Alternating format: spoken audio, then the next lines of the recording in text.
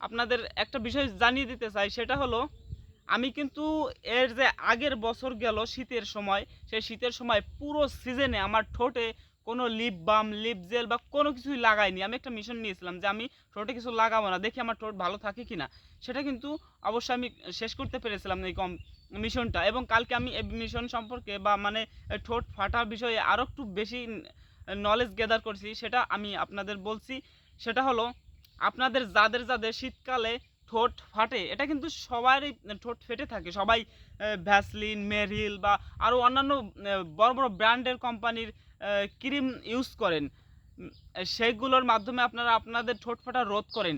আপনি যদি আপনার এই ঠোঁট ফাটা একেবারে অর্গানিকভাবে রোধ করতে চান, তাহলে আমি আজকে একটা বিষয় আপনাদের জানাবো। সেটা হলো আপনি রাতে ঘুমানোর সময় আপনার নাভিতে নারকেল তেল হালকা গরম করে 2-3 ফোঁটা যদি নিয়ে রাখেন, তারপরে সকালে উঠে দেখবেন আপনার ঠোঁট ফাটা বন্ধ হয়ে গেছে এবং আপনার আর ঠোঁট ফাটবে না। এরকম আপনি যদি এই সিজনে পুরো সিজনে 1-2 বার ব্যবহার করেন, তাহলেই কিন্তু আপনার এই ঠোঁট ফাটা বন্ধ হয়ে যাবে। আপনার আর কোনো ক্রিম ব্যবহার করা লাগবে না।